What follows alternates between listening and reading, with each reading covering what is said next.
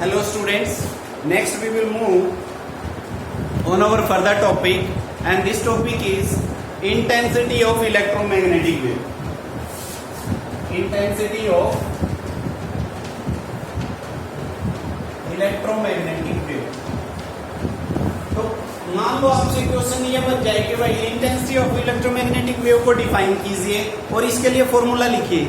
Just आपका formula इसका कोई डेरिवेशन वेरिएशन है नहीं, तो मैं फॉर्मूला आपको बता दूंगा कि क्या फॉर्मूला होता है।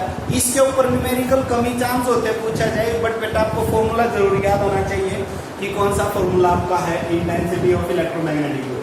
तो पहले आप डिफाइन कीजिए। मान लो इलेक्ट्रोमैग्नेटिक वेव्स इस तरफ जा रही है, ध्यान से सुनना। मान लो इलेक्ट्रोमैग्नेटिक वेव्स इस तरफ जा रही हैं और इसके आगे हमने कोई एरिया सेलेक्ट कर दिया। जैसे इलेक्ट्रोमैग्नेटिक वेव मेरी इस फिंगर की डायरेक्शन में जा रही है और ये एरिया है, यहाँ पे ये एरिया है, ऐसे परपेंडिकुलर होना चाहिए propagation path of propagation of electromagnetic wave के जो हमने एरिया रखा है, that area must be perpendicular to the path of propagation of electromagnetic wave. Perpendicular है, कंडीशन ये है कि unit area of cross section electromagnetic wave उसमें से पास हो रही है, तो एक unit area of cross section में से जब इलेक्ट्रोमैग्नेटिक वेव्स आपकी पास हो रही हैं तो वो कितना फोर्स उसके ऊपर जनरेट कर रही है, उसी को हम क्या बोलते हैं, intensity of electromagnetic waves.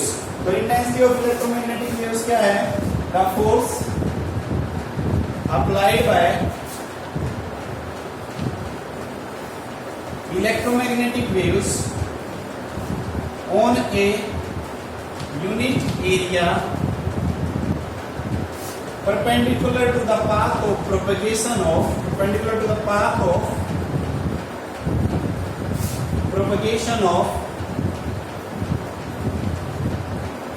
electromagnetic waves। तो ये हो जाएगा भाई the force applied by electromagnetic waves on a unit area perpendicular to the path of propagation of electromagnetic waves. And इसका जो मैथमेटिकल फॉर्मूला है वो है भाई 1/μ0 b² इनटू c। ये जो b है ये आपकी आरएमएस मैग्नेटिक फील्ड है भाई, 1/μ0 b² into c, 1/μ0 b² into c, that is intensity of electromagnetic wave। तो ये एक या दो नंबर में पूछा जाता बेटा क्वेश्चन, तो आप इसको याद करो। इंटेंसिटी ऑफ इलेक्ट्रोमैग्नेटिक वेव्स क्या होती है, ये होगी definition and that is the mathematical derivation. Derivation आपका है नहीं कोई सिलेबस में, वैसे इंटेंसिटी ऑफ इलेक्ट्रोमैग्नेटिक वेव भी आपका सिलेबस में नहीं है, बट मैंने करवा दिया क्योंकि कई बार है ना किसी एक क्वेश्चन के साथ को रिलेट कर देता है इसको पीछे से कि इंटेंसिटी और बताइए आप। नेक्स्ट टॉपिक पे बढ़िए भाई।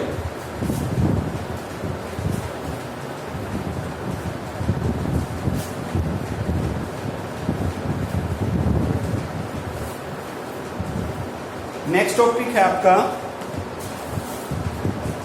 Hertz experiment.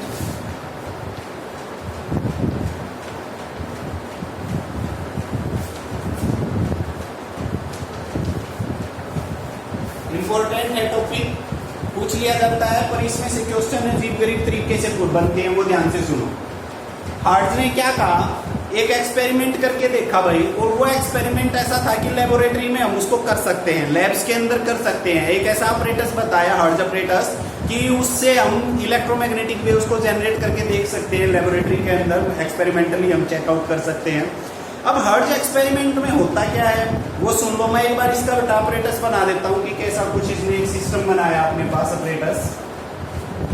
ध्यान से सुनो, साथ में बता भी रहा हूँ। दो ये प्लेट ली है, कंडक्टिंग प्लेट लगा लो, मेटल प्लेट लगा लो, ए एंड बी।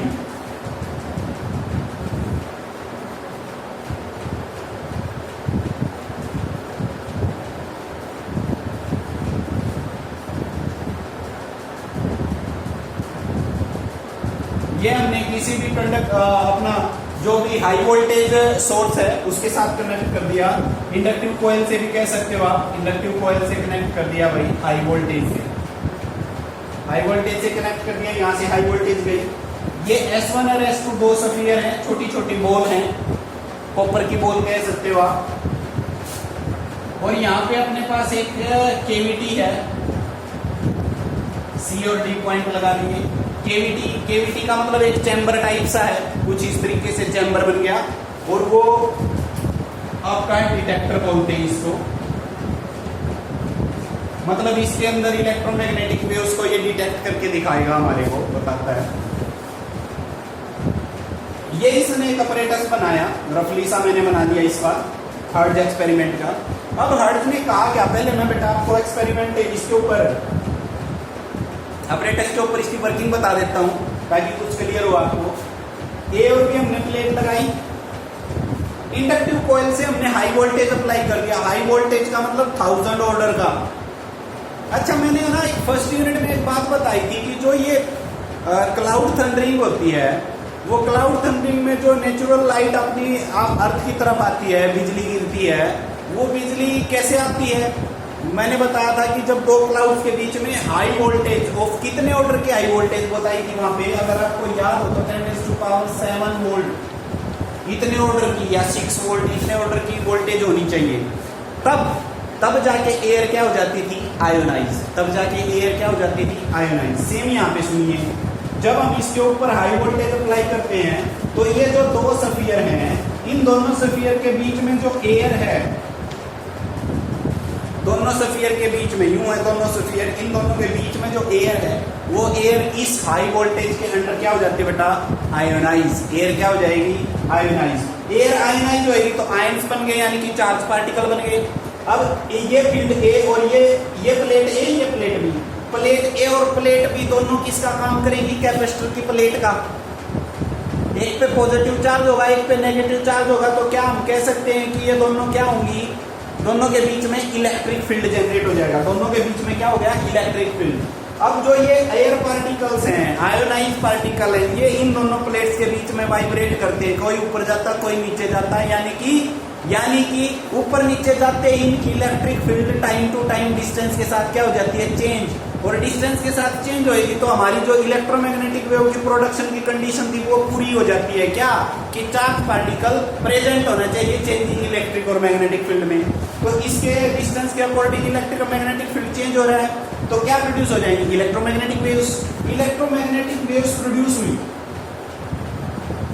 वो किस तरफ जाती हैं, इस तरफ। अब क्यों गई इस तरफ वो सुन लो, ये जो सी और डी है ना, ये भी छोटी छोटी मेटल प्लेट है बेटा, मेटल के गोले हैं, और मेटल के गोले हैं तो ये इससे आयनाइज होकर के, आयंस होकर के उन आयंस को अपनी तरफ अट्रैक्ट करती हैं, यानी कि चार्ज पार्टिकल्स को अपनी तरफ अट्रैक्ट करेंगी।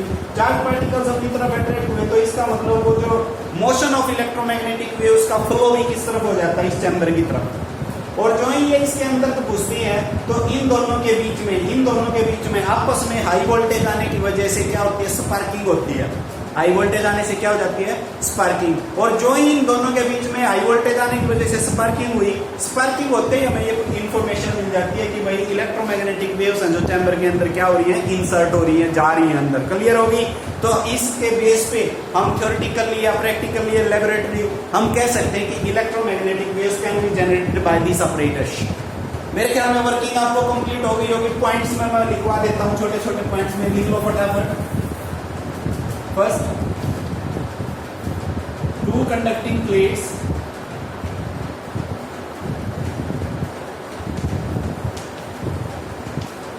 connect with high voltage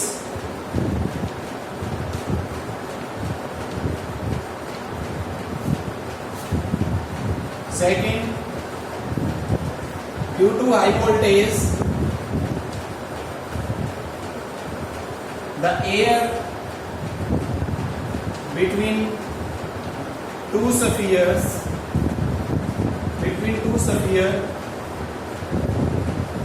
ionized. Third point,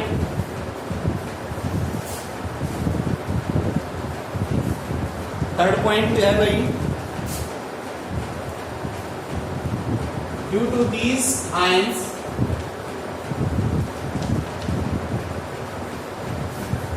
the condition of production of electromagnetic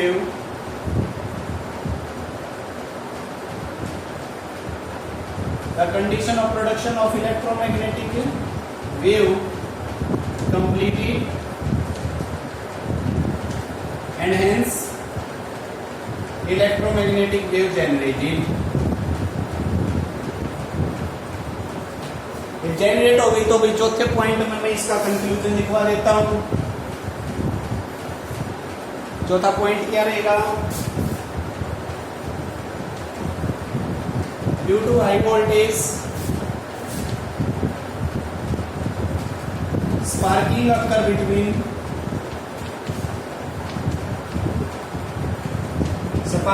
occur between C and D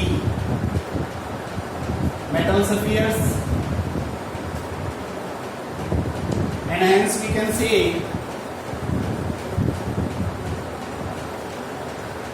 electromagnetic waves produce in this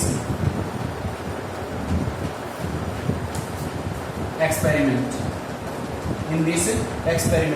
हाँ, अब एक बात और मैं बता देता हूँ। चलिए मैं एक पॉइंट्स चौथा पांचवा भी लिखवा देता हूँ। दीज प्लेट्स, ये जो एक्सपेरिमेंट सेटअप किया ना, इस एक्सपेरिमेंट में कुछ खास बात ये थी कि जो ये प्लेट्स हैं, द गैप बिटवीन प्लेट्स वो नियर अबाउट कितना है? 60 सेंटीमीटर। कितना लिया था हर्ट्ज ने? 60 सेंटीमीटर। 6 पॉइंट ये बना लो, जो यहां से इलेक्ट्रोमैग्नेटिक वेव्स प्रोड्यूस हो रही हैं, electromagnetic waves produce in this experiment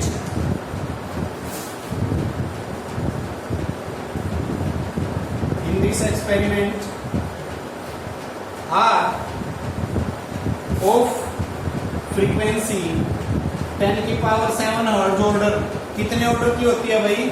10 की पावर 7 हर्ट्ज की फ्रीक्वेंसी प्रोड्यूस होती है, एंड 6 मीटर वेवलेंथ। जो एक्सपेरिमेंट किया ना हर्ट्ज ने, उस एक्सपेरिमेंट के अंदर 10 की पावर 7 हर्ट्ज की तो फ्रीक्वेंसी लेके प्रोड्यूस होती है, और 6 मीटर की वेवलेंथ लेकर के प्रोड्यूस होती है इलेक्ट्रोमैग्नेटिक वेव्स इस एक्सपेरिमेंट। क्लियर होगी? ठीक है भाई, ये था आपका हर्ट्ज एक्सपेरिमेंट। नेक्स्ट टॉपिक पे बढ़ते हैं आप।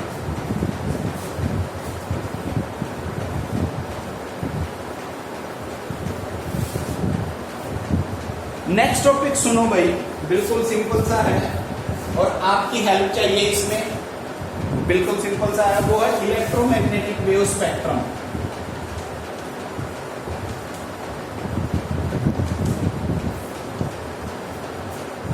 आप ध्यान से सुनो, जौन सी भी बुक फॉलो कर रहे हो, एनसीईआरटी या प्रदीप्स, उसके अंदर है ना बेटा 5वीं यूनिट इलेक्ट्रोमैग्नेटिक वेव के अंदर जाओगे तो एक टेबल मिलेगी स्पेक्ट्रम की, और वो टेबल है 7 स्पेक्ट्रम है, उसके अंदर 7 आपके टाइप ऑफ रेडिएशन है।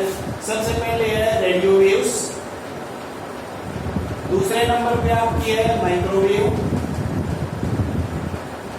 तीसरे नंबर पे है भाई आपकी इंफ्रारेड, चौथे नंबर पे भाई विजिबल, 5वें नंबर पे है अल्ट्रा,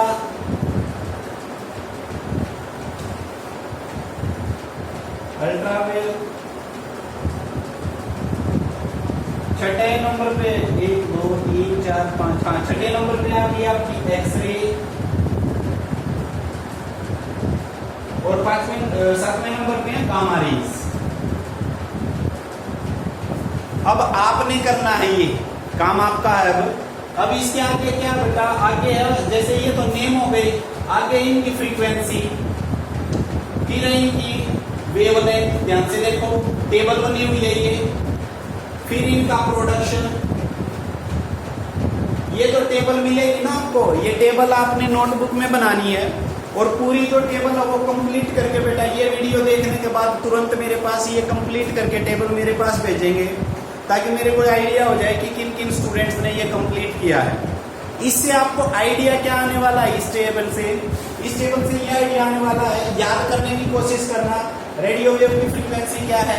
और मैंने ये आपके ऊपर इसलिए छोड़ा है ताकि आपको वो कुछ ना कुछ ढूंढने में याद हो जाएगी कि इसकी ये है, लिखने में याद हो जाएगी इसकी ये है। वेवलेंथ किस ऑर्डर की, कौन सी की कितनी होती है। और हाँ, इससे आगे फिर एक पॉइंट और पढ़ोगे, फिर इनकी बेटा प्रॉपर्टीज हैं, ज्यादा नहीं, बस 2 प्रॉपर्टी सभी की करनी है और कुछ एग्जांपल्स। ये रीडिंग का काम है, मैं करवा देता तो मेरा बोर्ड पे लिखना ही है बस, और कुछ नहीं है। इलेक्ट्रोमैग्नेटिक वेव्स में जैसे रेडियो वेव पढ़ लिया, रेडियो वेव के क्या क्या यूज है भाई, ये कम्युनिकेशन में यूज होता है, लो रेंज आपकी फ्रीक्वेंसी होती है, हाई रेंज सबसे फ्रीक्वेंसी किसकी होती है, गामा रेज की। तो इस तरीके से इसकी वेवलेंथ सबसे ज्यादा होती है, तो इसकी वेवलेंथ सबसे कम होती है। तो ये पॉइंट्स आपने पढ़ने हैं, टेबल प्लस में इनके दो यूजेस और एक दो एग्जाम्पल। ये आप बेटा ये इस वीडियो देखने के बाद तुरंत यह काम आप मेरे पास करके भेजेंगे। क्लियर होगी बात? ठीक है। और ये आपकी जो 5th यूनिट है, 5th यूनिट में बस अब एक टॉपिक बचता है, वो टॉपिक है वेलोसिटी ऑफ इलेक्ट्रोमैग्नेटिक वेव्स कि ये 3 × 10⁸ आई कहाँ से। चलो इसका डेरिवेशन हम नेक्स्ट वीडियो में करेंगे। Thank you, have a nice day.